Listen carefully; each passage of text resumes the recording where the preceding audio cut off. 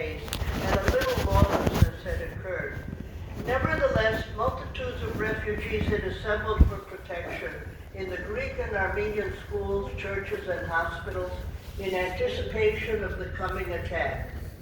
Our party, together with the American Chief of Staff, called on the ranking Turkish officer soon after his arrival, explaining that the purpose of our visit was to afford all the help in our power to the refugees who had fled into the city, and urging him to use all his efforts to maintain law and order and not to permit the Turkish populace to retaliate upon the Christians despite the rumors of Greek excesses in the interior.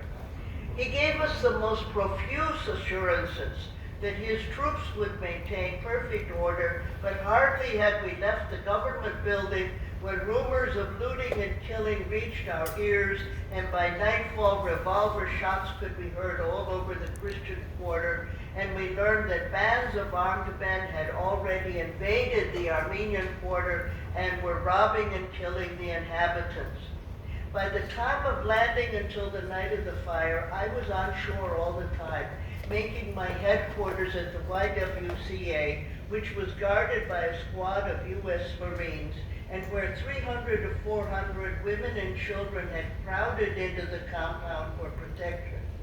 This building was located on the edge of the Armenian quarter, and throughout those 5 days, there was almost constant firing in the neighborhood. On Saturday, things became worse. Together with other members of our party, I took a long drive covering various parts of the city and saw many dead bodies lying in the street as a result of the activity of the marauding bands the night before. As we drove through the bazaars, we saw the Armenian shops broken into. A proprietor could sometimes be seen lying indoors dead, and goods of every kind were scattered in confusion over the floors and the streets. Outside the city, many Greek houses were in flames, and many corpses of men and some women were also frequently seen. During that day, the lighters which we had seen moored to the breakwater the day before were drawn by Turkish tugs to the custom house, the occupant shrieking and wailing loudly all the time, and all the Greek and Armenian men from 18 to 45 were taken off and marched in companies to the Konak. Although there were few, if any, Hellenic soldiers among them, every Greek and Armenian of military age seemed to be regarded by the Turks as an enemy, and the slightest opposition to arrest was immediately met by a rifle shot from the troops, and we saw a number of recently killed men strewn along the quay. We heard many shots in the direction of the Konak, and were afterwards told that a considerable number of those unfortunate men had been executed after the merest farce of a trial. The night of the 10th saw matters going from bad to worse.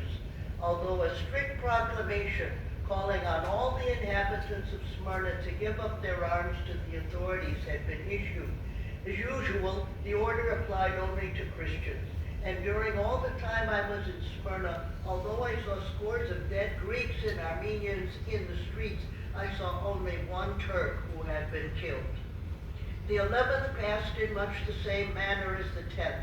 As the situation was still growing worse, and not only Greeks and Armenians were being assaulted, but British, American, and other foreigners were being insulted and robbed, their houses entered with evidence of increasing lawlessness on every hand, our committee again called at headquarters and strongly urged Nur ad-Din Pasha to stop the looting and killing at once.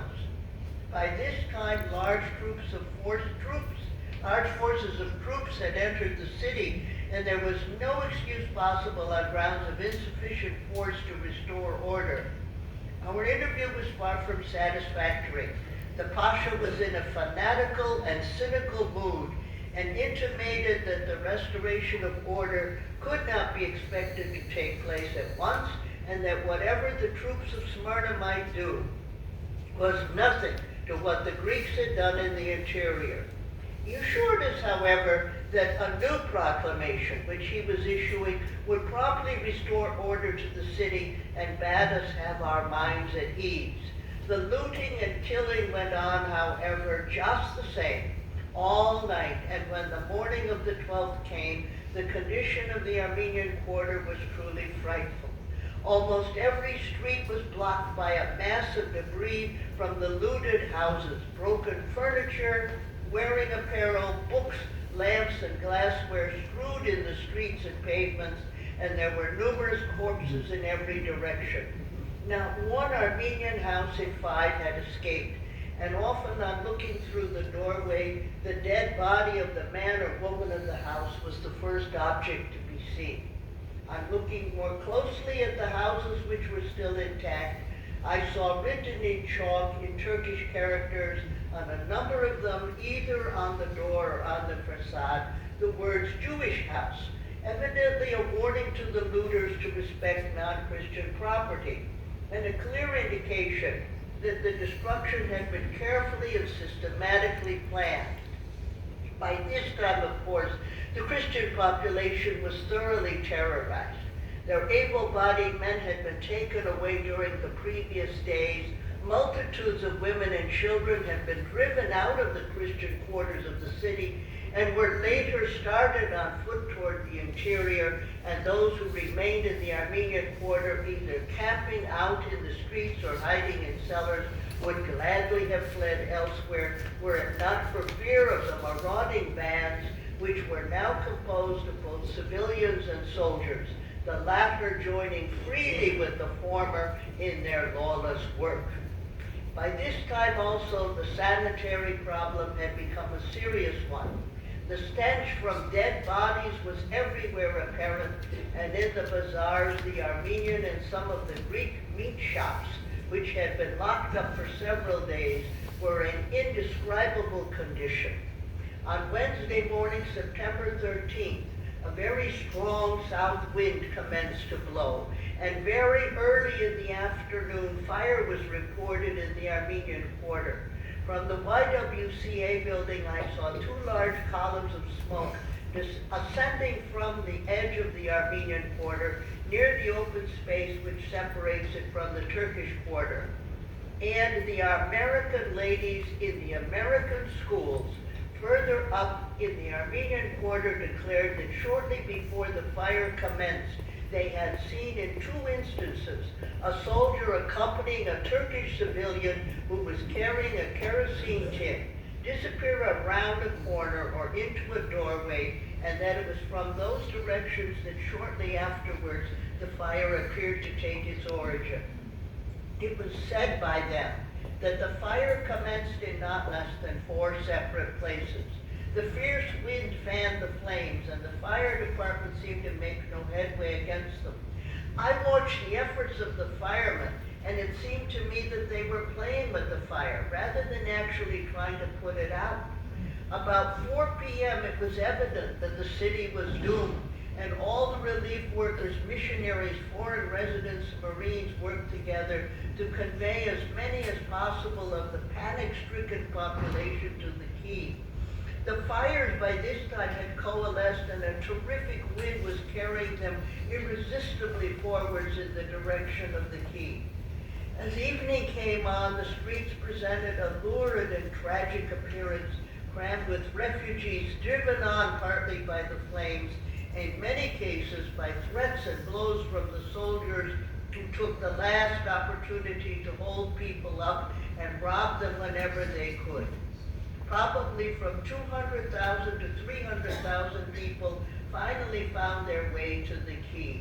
The crowds along the quay became denser as the flames drew nearer, and we wondered why they did not make their escape to right and left along the quay towards the outskirts of the city. We afterwards learned that the escape in either direction was blocked by Turkish soldiers who had apparently been sent by the Turkish government to keep the people from scattering away from the city at night. It looked like a horrible death trap for those unfortunate 250,000 Christians, the raging fire quickly advancing from behind them, the sea in front of them, and armed soldiers at either end of the quay preventing their escape.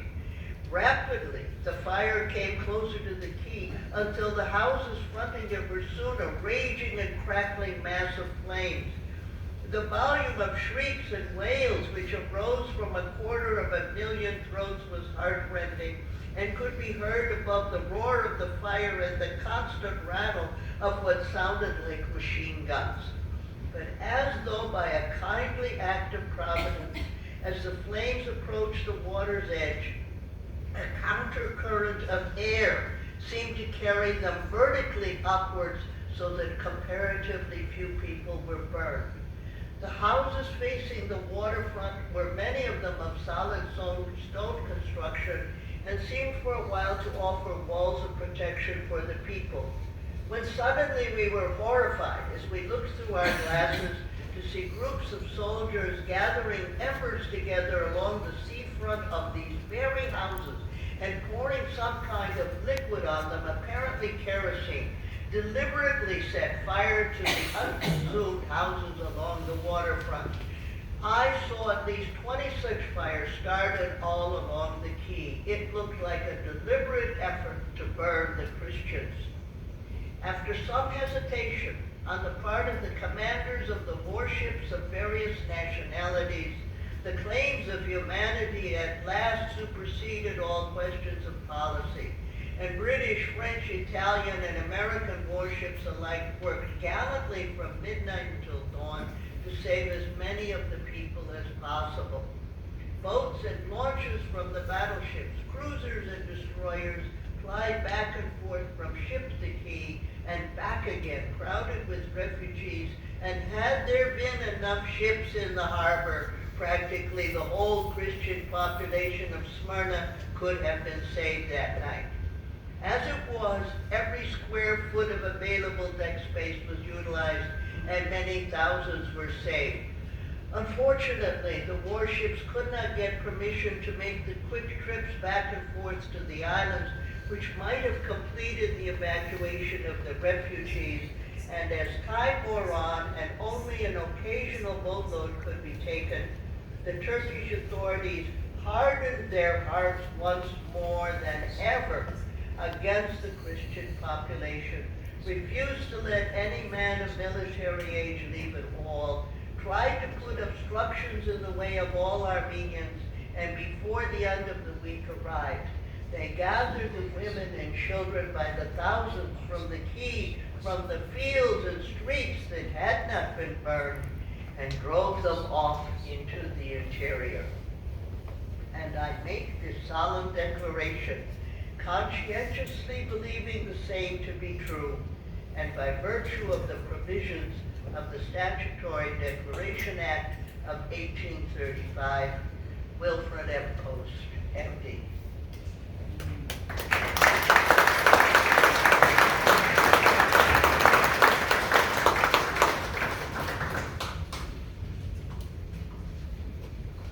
Thank you, Anne, for reading that sobering affidavit.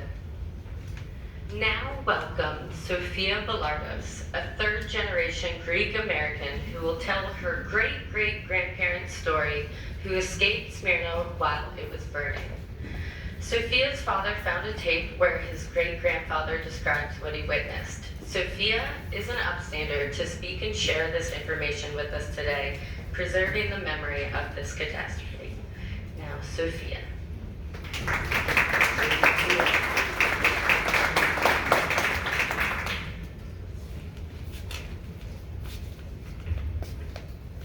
My great-grandfather's name was Emmanuel Kritikos.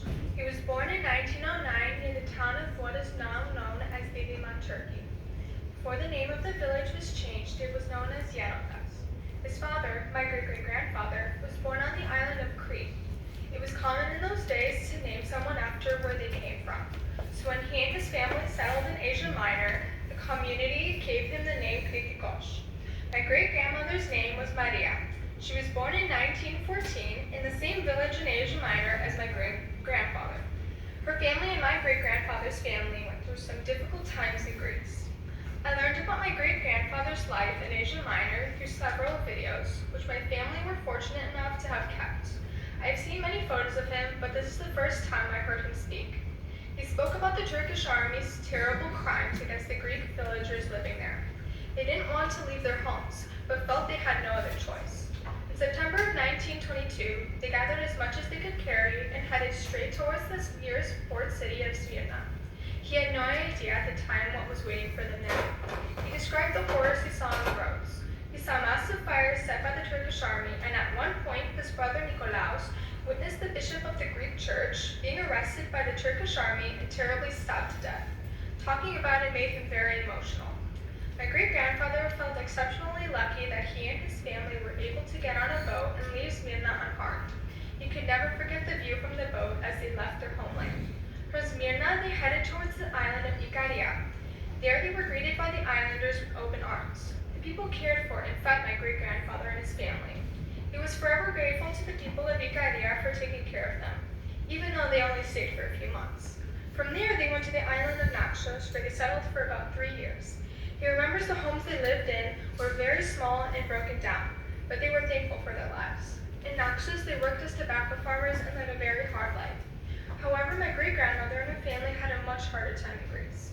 From Smyrna, they tried to settle on several other islands and port cities, but they were not welcome there. Eventually, she and her family settled on the island of Naxos, where she met my great-grandfather's family. During this time, the other families from the same village in Asia Minor settled on the land in northern Greece. They named their new settlement after the name of the village in Asia Minor, Genodas. The Greek government was generous in helping the new settlers to build homes and own farmland.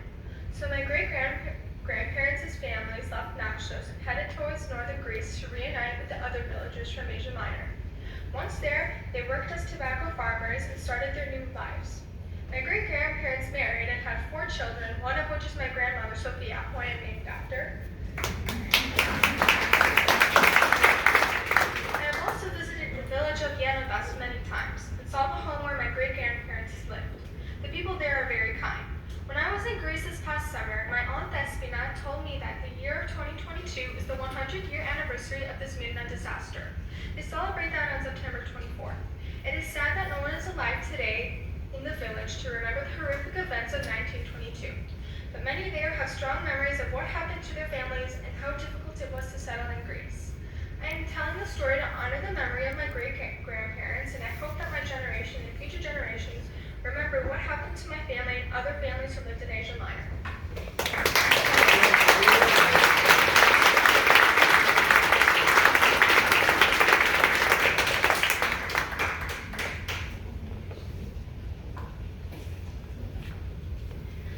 Our next presenter, Dr. Paul Bartrop, will speak about the Allies' role during the Great Fire in the aftermath of World War I.